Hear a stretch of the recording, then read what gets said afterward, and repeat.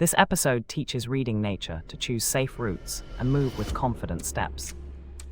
On a recent trek, the path disappeared, and the guide relied on sun, moss, and wind.